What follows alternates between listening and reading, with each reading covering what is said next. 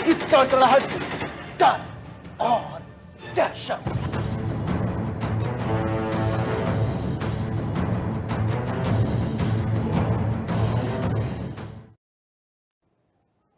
इंसानियत और जुर्म का पुराना नाता है, हमारे चारों ओर फैला जुर्म का मकर जाल। ऐसे में कौन कहां हो जाए शाकिर का शिकार और किसके लिए जारी हो जाए मौत का फरमान। इतना नहीं, मिटा दिए जाते हैं जुर्म के सारे सबूत। जुर्म दर जुर्म, कत्ल दर कत्ल जारी है अपराध की दुनिया का काला कारोबार। लेकिन हम आपको सच दिखाएंगे, क्योंकि गुनाह कहीं भी कभी भी किसी के हाथों हो सकता है। नमस्कार, मैं हूं सौरभ त्रिपाठी और आप देख रहे हैं गुनाह।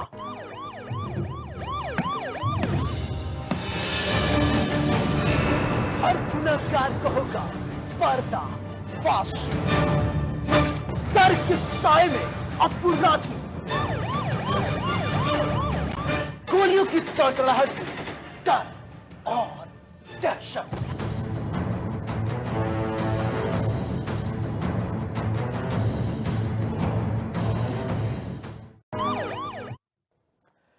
वो रात के अंधेरे में गुनाह करने निकले थे।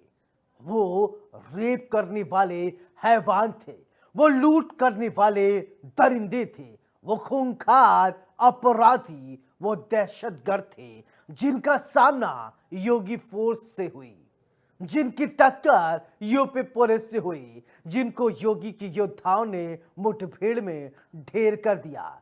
यूपी में ताबड़तोड़ एनकाउंटर हो रहे हैं। योगी फोर्स बदमाशों के अंत की कहानी हर रोज लिख रही है। यूपी में पिछले 24 घंटे में 14 से ज्यादा एनकाउंटर हुए। ऑपरेशन में लगातार खोजे जा रहे हैं अपराधी। ऑपरेशन हिस्ट्री शीटर जोरों पर जारी है। शहर शहर, गांव गांव, गली गली, मोहल्ले मोहल्ले योगी फोर्स जाती है, बदमाशों को खोजती है और फिर अंत करने का काम करती है। बदमाशों पर यूपी पुलिस का कहर टूट पड़ा है। आज आपको गुनाह में उन गुनहगारों के बारे में बताएंगे जिनका योगी की पुलिस ने इलाज किया। आज आपको उन दरिंदों के बारे में बताएंगे जिनको योगी फोर्स ने पहले तो मौका दिया, लेकिन जब उन्होंने चालाकी दिखाई तो ठाए ठाए शुरू। गुनाह की ये कहानी देखिए।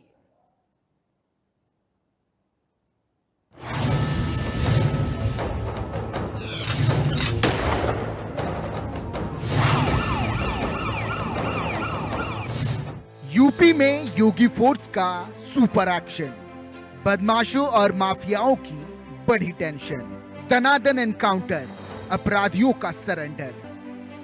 7 तस्वीरें, 7 जिले, 7 एनकाउंटर और गोलियों की तड़तड़ाहट से कांपते अपराधी।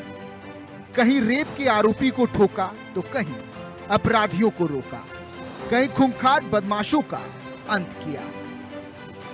लखनऊ से लेकर शामली, बागपत से लेकर झांसी और बुलंदशहर से लेकर फिरोजाबाद तक हर जिले में गोलियों की गूंज सुनाई दी। हर जिले में बदमाश कांपते दिखे। हर जिले में रात के अंधेरे में अपराधियों का अंत होता दिखाई दिया। यूपी में टेरर करने वालों में फियर साफ तौर पर देखा जा सकता है। यूपी में छेड़छाड़ करने वालों को योगी फोर्स छोड़ती नहीं।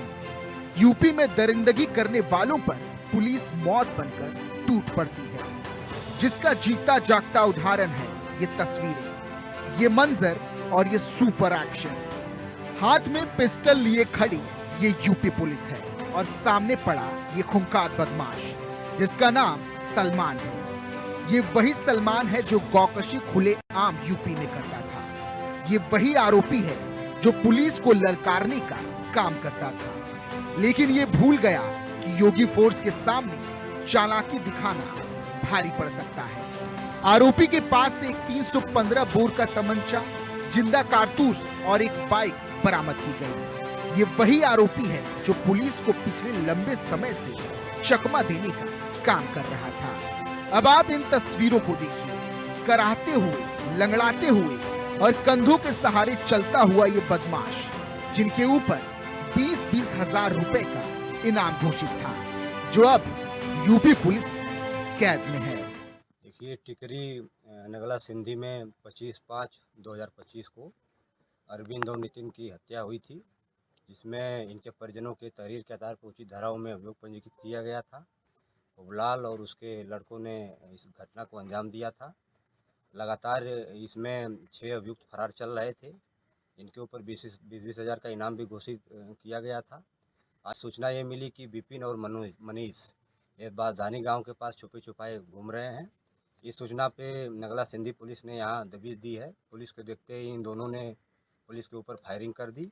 आत्मरक्षा में पुलिस ने भी फायरिंग की है, जिसके इन दोनों के पैर में गोली लगी है।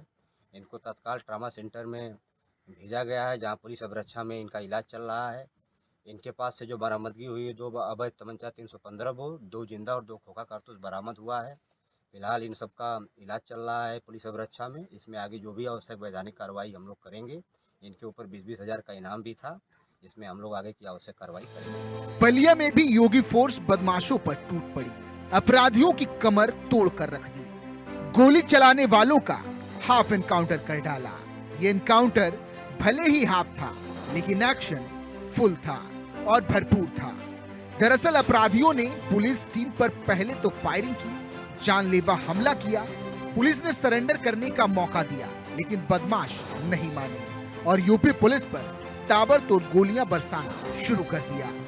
बदमाशों का मकसद था यूपी पुलिस के जाबाजों को मौत की नींद सुलाना, लेकिन जाके राखो साइयां मार सके ना कोई। कहावत एकदम सही साबित हुई और पुलिस बदमाशों पर टूट पड़ी। जनपद बलिया में कोतवाली पुलिस के द्वारा अपराधियों की रोकथाम के लिए चेकिंग की जा रही की टीम को सूचना मिली कुछ बदमाश एक बाइक से भाग रहे हैं। पुलिस टीम के द्वारा उनका पीछा किया गया और उनकी घेराबंदी की गई और ललकारा गया, तो उनके द्वारा पुलिस टीम पर फायरिंग की गई। पुलिस टीम के द्वारा भी आत्मरक्षार्थ गोली चलाई गई। जब पुलिस टीम के द्वारा उनसे पूछताछ की गई तो एक व्यक्ति जिसकी गोली लगी थी घायल हुआ था। उसने अपना नाम रोहित पांडे बताया, जो कोतवाली का रहने वाला है।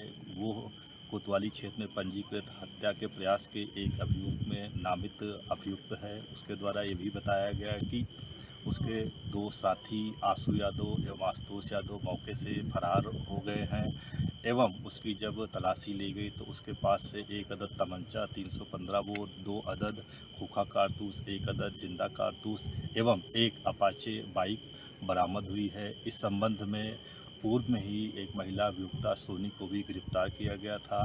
मौके पर पुलिस फोर्स मौजूद है। प्रकरण में आवश्यक विधिक कार्रवाई की जा रही है। प्रदेश की राजधानी लखनऊ में भी सुबह होते ही गोलियों की गूंज सुनाई दी। पॉक्सो एक्ट में फरार चल रहे बदमाशों की गिरफ्तारी के लिए यूपी पुलिस ने प्लान तैयार किया। प्लान एग्जीक्यूट भी शानदार तरीके से किया गया। पुलिस ने घेराबंदी की और जवाबी फायरिंग में बदमाशों को गिरफ्तार कर लिया। पक्का पुल पर रहने वाले एक परिवार की 5 साल की बेटी के साथ किसी ने उसको ले जा कर के बलात्कार किया है। तत्काल पुलिस ने मौके पर आकर के मजरूब की डॉक्टरी कराई, जो अब खतरे से बाहर है और उसमें अभियोग पंजीकृत किया गया। इस संबंध में तत्काल एसीपी महानगर के नेतृत्व में 3 टीमें लगाई गई, जिन्होंने 24 घंटे के भीतर इस अभियुक्त को बाद एनकाउंटर गिरफ्तार किया है। अभियुक्त का नाम कमल किशोर है, जो मूल रूप से सिदौली सीतापुर का रहने वाला है और यहीं पर झोपड़पट्टी डालकर रहता था, जो मजरूब के की झोपड़पट्टी भी पास में ही है। इसके पास से अभियुक्त के पास से एक मोटरसाइकिल और एक तमंचा 315 बोर का और एक जिंदा कारतूस बरामद हुआ है। ये पूरा सराहनीय कार्य करने वाली मदेगंज की टीम को 25,000 रुपये का इनाम दिया जा रहा है। हिस्ट्री क्या है जो अभी जो अभियुक्त गिरफ्तार हुआ है, अभी तक वर्तमान में हमारे पास इसकी कोई क्रिमिनल हिस्ट्री नहीं है, लेकिन ये यूपी पुलिस के कंधों के सहारे चलता हुआ बदमाश दरिंदा है, रेपिस्ट है और ये दरिंदा रेप के मामले में ही फरार चल रहा था। पुलिस और आरोपियों के बीच में खूब ठाई ठाई की आवाज सुनाई दी। कई राउंड फायरिंग हुई और अंत में आरोपियों के पैर में गोली लग गई। पुलिस ने आरोपी को इलाज के लिए अस्पताल में भर्ती कराया। आरोपी के कब्जे से अवैध तमंचा, जिंदा कारतूस और खोखा कारतूस भी बरामद किए गए। दिनांक 27/5/2025 को थाना खुर्जा देहात में एक मुकदमा 201/25 पंजीकृत किया गया था, जिसमें एक व्यक्ति रविंदर पुत्र राजपाल, ये रहने वाला है नंगला चीटी का, इसके द्वारा अपने ही परिवार की एक 6 वर्षीय बालिका के साथ बलात्कार किया गया था। पीड़ित परिवार की तहरीर के आधार पर पुलिस द्वारा सुसंगत धाराओं में मुकदमा पंजीकृत कर लिया गया था। आज सुबह 28/5/2025 को पुलिस को एक मुखबिर खास से सूचना प्राप्त हुई कि यह व्यक्ति जो मुख्य अभियुक्त रविंदर है, यह अपने ही गांव के किसी व्यक्ति के ट्यूबवेल पर सोया हुआ है। इस सूचना के आधार पर थाना खुर्जा देहात की पुलिस पार्टी द्वारा मौके पर जाकर इस व्यक्ति को गिरफ्तार करने का प्रयास किया गया, पर इस व्यक्ति द्वारा अपने आप को जब पुलिस द्वारा घिरा हुआ पाया गया तो पुलिस पार्टी के ऊपर इसने फायर खोल दिया। आत्मरक्षार्थ पुलिस पार्टी द्वारा की गई फायर में यह व्यक्ति घायल हुआ। इसके पैर में गोली लगी है। इसे प्राथमिक उपचार के लिए सरकारी अस्पताल भेजा गया है। इसके पास से एक अवैध तमंचा, 2 खोखा कारतूस, एक जिंदा कारतूस बरामद हुए हैं। टॉर्च की रोशनी, रात का अंधेरा और पुलिस कर्मियों का पहरा, ये 25,000 का इनामी है जो कई वारदातों में शामिल रह चुका था। लेकिन इस बार यूपी पुलिस ने सुपर प्रहार किया, आरोपी को मुठभेड़ में घायल कर दिया। बदमाश के पास से अवैध तमंचा भी बरामद किया गया। ये अभी जो है मोट थाना क्षेत्र अंतर्गत है, मोट गुरसाय रोड पर एसओजी स्वाट और मोट पुलिस को चेकिंग की जा रही थी इंफॉर्मेशन बेस पर। एक जो ये रोड है, यहाँ पर धोरी बाबा मंदिर के पास में एक व्यक्ति जो मोटरसाइकिल से आ रहा था उसको स्पॉट करके रोका गया। उसने पुलिस को देखते हुए पुलिस पर फायर करते हुए जंगल पर भागा। उसको दौड़ा कर पकड़ने का प्रयास किया, उसमें एक्सचेंज ऑफ फायर में उसको गोली लगी है। जो बदमाश है वो भूपेंद्र गोला नाम का है, जो यह यहाँ का रहने वाला है, प्रेमनगर का रहने वाला है। इसके तहकीकात किया गई जानकारी में ये रक्षा थाना है, वहाँ से ये मुकदमे में वांटेड है, 25,000 का इनामी है। ये मोट थाना में भी एक चोरी का बैटरी चोरी का मुकदमा लिखा गया था, इसमें ये वांटेड था। ये तो इसके पास से आज वो मोटरसाइकिल जो बैटरी चोरी के बैटरी बरामद हुआ है, इसे एक मोटरसाइकिल बरामद हुआ है जो भी बिना नंबर की है, उसको संदिग्ध है। जो तमंचा इसने फायर किया, तमंचा 315 बोर का, 2 खोखा कारतूस, एक जिंदा बरामद हुआ है। ये 25,000 का इनामी है। बाकी से और डिटेल पूछताछ की जा रही है। यूपी में बीते 24 घंटे में ताबड़तोड़ गोलियों की आवाज सुनाई दी, क्योंकि यूपी पुलिस को शांति पसंद है और अगर यूपी में रहना है तो फिर कायदे में रहना होगा, और अगर कायदे में नहीं रहे तो फिर योगी फोर्स वो अंजाम करती है जिसके बारे में किसी ने सोचा तक नहीं होगा। मंदिर जैसे पवित्र जगह पर 5 साल की मासूम के साथ हैवानियत। वो मासूम चीखती रही, वो मासूम रोती रही, वो मासूम रहम की भीख मांगती रही, लेकिन दरिंदा न रुका। दरिंदा दरिंदगी करता रहा। जिसने भी इस हैवानियत के बारे में सुना तो वो उसकी रूह कांप गई, दिल दहल गया, हर कोई कांप गया, क्योंकि ये गुनाह की ऐसी कहानी ही है जिसे मंदिर में अंजाम दिया गया। वो दरिंदा था जिसके बारे में किसी ने सोचा नहीं था, जिसकी दरिंदगी की किसी ने कल्पना नहीं की थी। हर कोई दरिंदगी को लेकर आग बबूला है और लगातार सोच रहा है। सोचकर आप देखिए कि 5 साल की मासूम बच्ची की क्या गलती थी, क्या बिगाड़ा था उस मासूम ने, क्या गुनाह किया था उस भोली भाली 5 साल की बच्ची ने।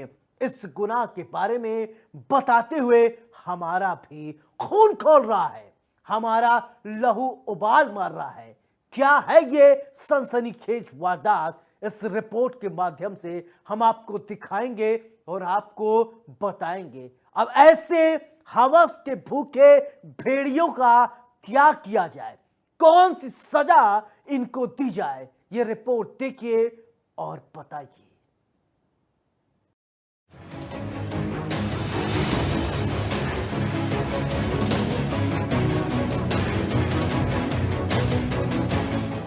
वो चीखती रही, वो चिल्लाती रही, मगर हैवानों ने एक ना सुनी। शैतान की हैवानियत, सारी हदें पार, हरकत घिनौनी, आरोपी की गिरफ्तारी। जिस हिंदुस्तान में बेटियों को देवी का दर्जा दिया जाता है, जिनकी मंदिर में पूजा अर्चना की जाती है, उसी मंदिर में दरिंदों ने दरिंदगी की सारी हदें पार कर दी। वो मासूम चीखती रही, वो मासूम चिल्लाती रही, लेकिन ये दरिंदा हवस का भेड़िया बन चुका, जिसे जरा भी मासूम पर रहम ना आया। तस्वीरों को देख लीजिए, तस्वीरों को समझ लीजिए, तस्वीरों को आंखों में बसा लीजिए। किस कदर एक मासूम के साथ दरिंदगी की जा रही है। तस्वीरें यूपी के आगरा की है। मंदिर में मासूम बच्ची के साथ एक आरोपी ने दरिंदगी की। मासूम की चीख पुकार सुनकर दादी पहुंची और धक्का देकर आरोपी को भगा दिया।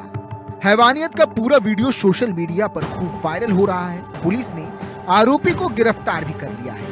ये वही आरोपी है जिसने मासूम के साथ दरिंदगी की है।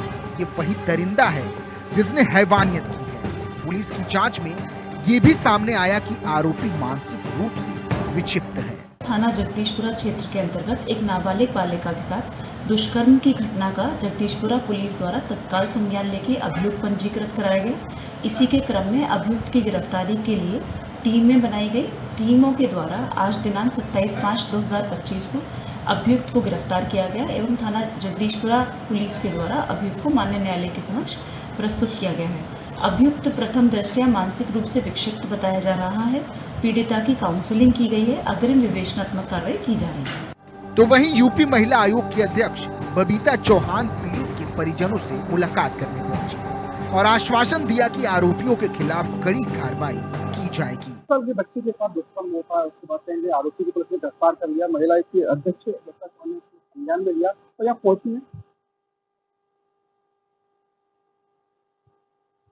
देखिए, मैं वहाँ गई हूँ, अभी घटना स्थल पे भी गई थी, तो मंदिर का सामने वहाँ गई थी। उसके बाद में लड़की का मकान भी था, जो बच्ची है वो, और अभी बच्ची के माँ बाप को यहाँ बुलाया। मैं गई थी, मेरे सारे फोर्स भी गया था, हमारे सारे विभाग भी वहाँ पर थे कि हम उसकी क्या मदद कर सकते हैं, क्योंकि घटना तो घटी है वहाँ।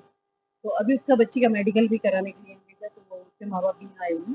तो जो अपराधी है उसको गिरफ्तार वहाँ कर लिया है, लेकिन पता चला थोड़ा सा मानसिक रूप से वो विक्षिप्त व्यक्ति था। ऐसी चीजें हैं जैसे बच्चों के स्कूल हैं या और ऐसी कोई सोशल जगह है जहाँ बहुत सारे लोग इकट्ठे हैं, या कुछ चौपालों के माध्यम से, जैसे हमारी अगर महिलाएं की बात करूँ तो हम कोशिश करते हैं कि जहाँ किसी गांव में या तहसील पे तो चौपाल लगाए, वहाँ उनको जागरूक करने के लिए, तो चौपालों के माध्यम से। लेकिन कहीं ना कहीं फिर भी कुछ ऐसी जगह बच जाती है। जैसा अभी मैं इस गली की बात करूँ तो बहुत अंदर जाके था वो मकान, तो शायद वो वहां तक नहीं पहुंच पाए। तो मैं यही कह रही थी कि कम से कम जब अभिभावकों को ये पता चलती है कि यहाँ काउंसलिंग होगी या हम बुला रहे हैं, तो कई बार नहीं जाते, तो जरूर मैं आप लोगों के माध्यम से कहना चाहूंगी कि पेरेंट्स भी थोड़ा इसमें जागरूक बने और थोड़ा सबका सहयोग भी करें। जो अपराध है कहीं समाज पर कलंक होते हैं, तो उसमें समाज को लेकर भी कहीं जागरूकता की भी जरूरत है। Sanjay Singh, India news, Agra. बहरहाल आरोपियों की गिरफ्तारी हो चुकी है, लेकिन सबसे बड़ा सवाल ये है कि इस तरह की घटनाओं पर कब तक सरकार लगाम लगाती है। आगरा से इंडिया न्यूज़ के लिए संजय सिंह की रिपोर्ट। दो मासूम बच्चियां जिन्होंने कुछ करने की ठानी, दो बहादुर बेटियां जिनके सपने आसमान में उड़ने के थे, लेकिन हत्यारों ने दोनों मासूमों को मौत के घाट उतार दिया। परिवार में कोहराम मच गया, चीख पुकार मच गया। परिवारों ने सरकार और कोर्ट से न्याय की गुहार लगाई है और कोर्ट ने क्या फैसला सुनाया है, इस रिपोर्ट के माध्यम से हम आपको दिखाएंगे। ये खबर हाथरस की है।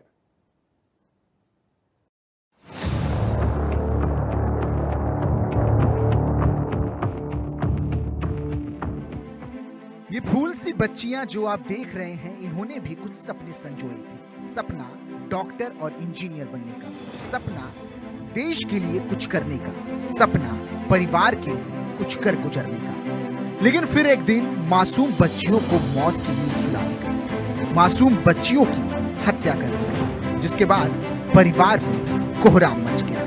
परिवार ने न्यायालय का दरवाजा खटखटाया, न्याय की गुहार लगाई और हत्यारों के खिलाफ सख्त से सख्त कार्रवाई की मांग की। 2 महीने बाद कोर्ट ने अपना फैसला सुना और आरोपियों को मृत्यु दंड की सजा दी गई। इससे परिवार में खुशी की लहर तो नहीं है, लेकिन जो जख्म इन आरोपियों ने परिवार को दी, पर इससे थोड़ी राहत तो जरूर मिली है, क्योंकि जिन बच्चियों की हत्या की गई थी उनका कोई दोष नहीं था। 22 जनवरी ये वही मनहूस तारीख थी जब बच्चियों की हत्या की। 22 जनवरी को सदर कोतवाली क्षेत्र के आशीर्वाद धाम कॉलोनी में एक शिक्षक के परिवार का नरसंहार हुआ।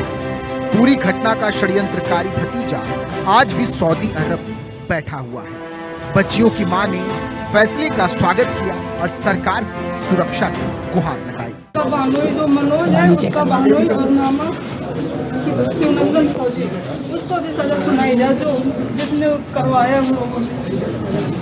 छोटे छोटे बच्चे सर मेरे ऊपर हम लोग हस्बैंड को पूरा कर दिया गया।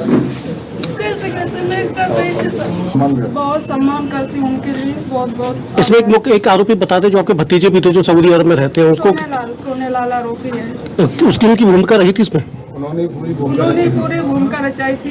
तो और अभी भी खतरा है मेरे ऊपर, क्योंकि वो तो वहाँ कुछ भी करा सकता है, वहाँ बैठा हुआ है। तो उनके लिए उनकी सजा हुई नहीं है ना, उसको तो आना बहुत जरूरी है। हाथरस की SC/ST एक्ट अदालत के विशेष न्यायाधीश राम प्रताप सिंह ने ये फैसला सुनाया। तो विकास और लालू पाल के द्वारा मृतका विधि और सृष्टि की दिनांक 22-23 की रात्रि को और चाकू से काटकर हत्या की थी, जिसके मतलब इनको आज वो मृत्युदंड से दंडित किया गया न्यायालय द्वारा। सर उनके सृष्टि और उसके माता पिता को भी इन दोनों लोगों ने चाकुओं से जानलेवा हमला किया था, लेकिन वजह क्या रही थी इनकी हत्या करने की? क्या बताया? हत्या करने की वजह ये रही थी कि इनके पास कोई बेटा नहीं था, तो ये उनकी जमीन को लेना चाहते थे। इनका जो भतीजा था सोनेलाल जो सऊदी अरब में रहता है, तो उन्होंने इन लोगों को सुपारी दे करके और इनसे हत्या कराई थी। क्या 22/1/2025 की रात्रि को आशीर्वाद धाम कॉलोनी में दो मासूम बच्चियां विधि और सृष्टि की विकास और राजू पाल ने चाकुओं से गोदकर उसकी निर्मम हत्या कर दी थी, दोनों बच्चियों की, और उनके माता पिता को गंभीर रूप से घायल कर दिया था। इधर आजा। गंभीर रूप से घायल कर दिया था, जिसका पुलिस ने विवेचना की। दौरान विवेचना आरोप पत्र दाखिल किया और आरोप पत्र दाखिल करने के बाद न्यायालय स्पेशल SC/ST एक्ट में इसका विचारण हुआ। विचारण होने के बाद इसमें PW1 के रूप में वीरांगना को परीक्षित कराया गया, जो घटना की चश्मदीद साक्षी थी, और उसने पूरी घटना को तायद किया। और उसके कमलेश कुमार FIR लेखक थे और ये फैक्ट के गवाह थे। इन्होंने पूरी घटना को तायद किया। तायद करने के बाद सारी एविडेंस कलेक्ट की। IO डॉक्टर उन्होंने पूरी घटना को तायद करते हुए मान न्यायालय ने उनको दोषी माना, जिसके बाद से ही परिवार में थोड़ी खुशी देखने को मिल रही है। बहरहाल परिवार ने सुरक्षा की गुहार लगाई है, साथ ही षड्यंत्रकारी भतीजे के खिलाफ भी कार्रवाई की मांग की है। हाथरस से इंडिया न्यूज के लिए सुनील कुमार की रिपोर्ट। हमारा मकसद आपको डराना नहीं है, आपको बताना है समाज में किस तरीके से जराइम की काली कहानी बुनी जा रही है। कल फिर मिलेंगे कुछ और काली कहानियों के साथ। तब तक दीजिए अपने दोस्त सौरभ त्रिपाठी को इजाजत। लेकिन चलते चलते दोस्तों एक गुजारिश, सावधान रहें, सुरक्षित रहें, अपना अपने परिवार का बहुत ख्याल रखें। नमस्कार।